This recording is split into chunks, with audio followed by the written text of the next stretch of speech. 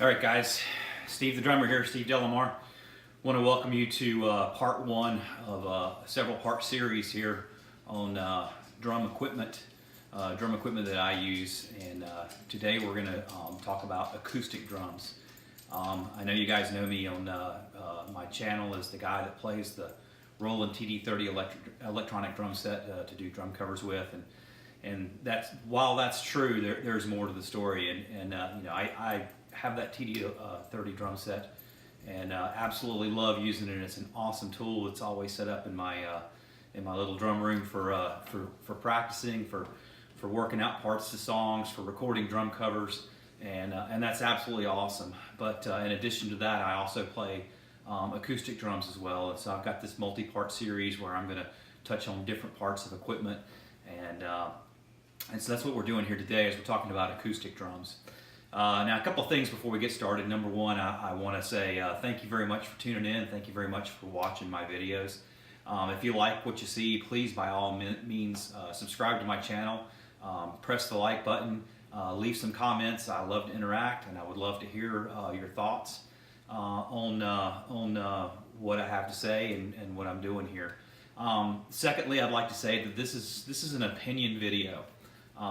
This is not a professional review. This is not, obviously, to say the least, I'm not endorsed by anybody. What I want to do here is I want to show you the equipment that I use, that I've paid my dollars for, and kind of lead you down a little bit of a path of how I made some of my decisions, and what decisions were good and what decisions were maybe not so good. I've been playing the drums for a lot longer than I care to admit, but essentially I started out in the mid '80s, and I know that I have owned over a dozen drum sets by a lot of different manufacturers. I've played a lot of different drum sets, and that I've had a tremendous opportunity there to try out a lot of different stuff, and to buy stuff over the years and have stuff break or lose it or whatever, and then, you know, or sell it and have to replace it, and you know, so anyhow, that being said, we'll get into the acoustic drums here in just one second. Before we do that, I do want to give a shout out. Rich Raw Dog Drums.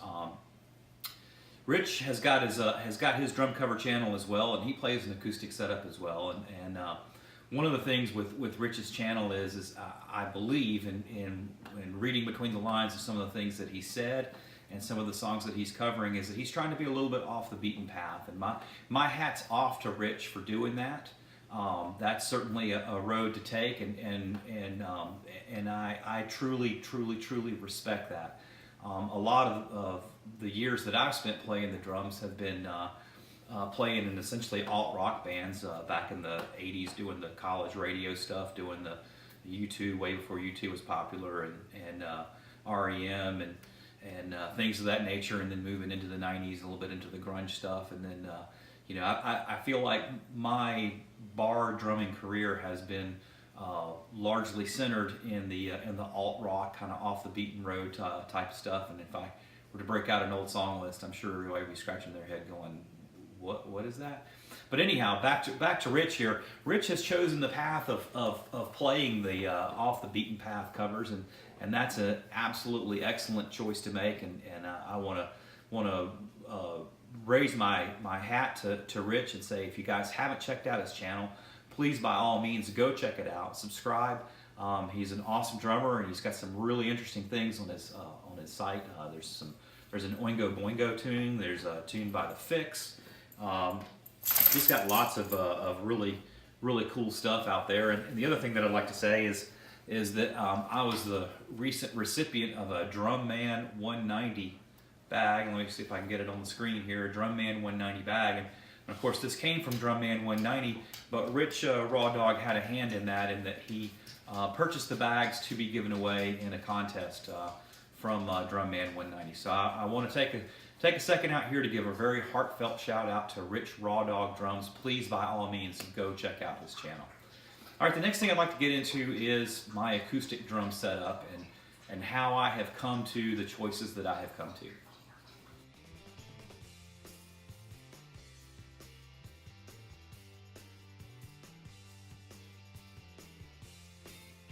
All right, so some of the choices that I've made here on this particular setup, and some of the paths that I've gone down on my Ludwig classic maple drum set. As you can see, first off, it's a 4-piece drum set.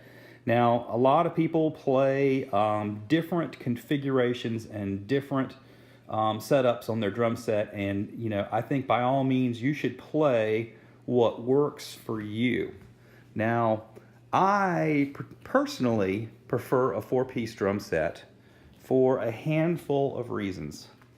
And you know, probably one of the biggest and one of the biggest reason that I prefer a 4-piece drum set, number one, is it is really super easy to transport. I drive a very small car. I drive a Prius. And we won't get into all the reasoning behind that, but nonetheless, I don't have a whole ton of space in my car to put my equipment. And personally, as somebody that does move my equipment around on a fairly regular basis, I don't like to spend a great deal of time tearing down and setting up and transporting. So something else I like, in addition to the fact that this drum set is so portable and easy to tear down, set up, and transport, also, really and truly, if you stand back and think about music, probably 80%, maybe even 90% of what happens on your drum set happens between your bass drum, your snare drum, and your hi-hats and your ride cymbal. That's probably somewhere in the ballpark of 80 to 90% of what's going on here. And so that being said, a 4-piece drum set, and also too, I don't know if you guys have noticed, I am a little bit round, but I'm not a towering giant of a person. I stand 5 feet 6 inches tall. And so I don't have possibly the reach that some other drummers may have. And so all that being said, this 4-piece set allows me the opportunity to position my hi-hats in relation to my snare drum in a way that facilitates a lot of work between the hi-hats and the snare drum, and gives me the ability to easily play ghost notes and accents, and it's a very comfortable setup. And then in addition, I'm able to move my ride cymbal further into the left, so there's less of a reach for me when I go to move my ride pattern over to the ride cymbal. Now, another feature of this particular drum set is, as you can see, the way it's set up right now, it only has 3 cymbals, and typically I only use somewhere between 3 and 4 cymbals at the max. The cymbal on my right here is actually a crash ride. It serves a dual purpose. So, like I say, Ludwig Classic.